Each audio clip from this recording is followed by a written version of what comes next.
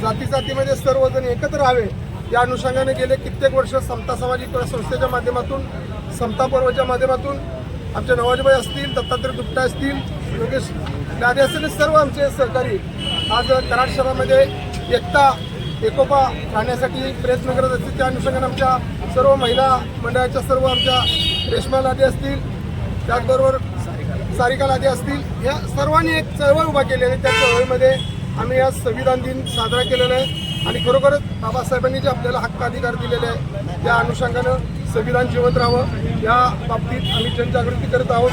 अन्यथा संविधान जाळण्याचा प्रयत्न होतोय, संविधान पुसण्याचा प्रयत्न होतोय, पण संविधानवादी आंबेडकरवादी हे संविधान जिवंत ठेवण्याचं काम करणार आहे. त्यामध्ये आपण सुद्धा अगदी खांद्याला खांदा लावून आज या कार्यक्रमाला उपस्थित राहिला त्याबद्दल मी सर्वांचे मनपूर्वक आभार मानतो आणि पुढच्या वर्षीची याच्यापेक्षा पण जास्तीत जास्त संख्येनं आपण संविधान रॅली साजरी करूया अशी आशा बाळगतो. थांबतो. जय भीम, जय भारत, जय संविधान.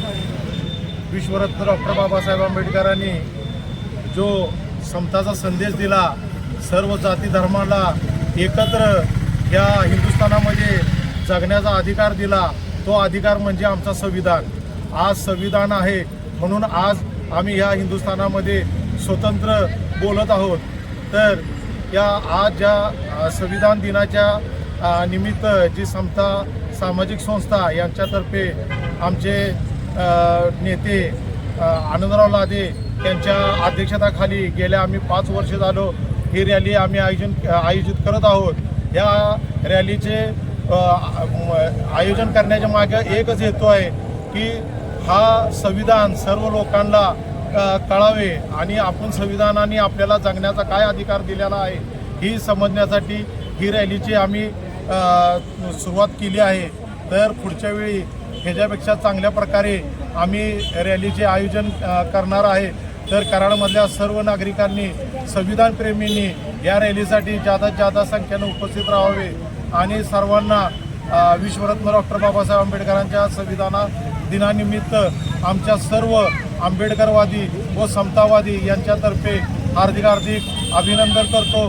थांबतो. जय हिंद, जय महाराष्ट्र, जय शिवराय. सर्वांना आज 26 नोव्हेंबर 1949 या दिवशी आपली राज्यघटना अंमलात आली आणि बहाल केली आणि 26 जानेवारी 1950 मध्ये आपली राज्यघटना अंमलात आली आणि त्या दिवसापासून खऱ्या अर्थाने प्रजासत्ताक दिनाला सुरुवात झाली. असं म्हणतात की सर्वांच्या हातात लेखणी तर सर्वांच्या हातात होती, लेखणी तर सर्वांच्या हातात होती, ताकद तर सर्वांच्या मनगटात होती. लेखणी तर सर्वांच्या हातात होती, ताकद तर सर्वांच्या मनगटात होती, परंतु राज्यघटना लिहिण्याची ताकद फक्त माझ्या भीमाच्या रक्तात होती, फक्त माझ्या भीमाच्या रक्तात होती.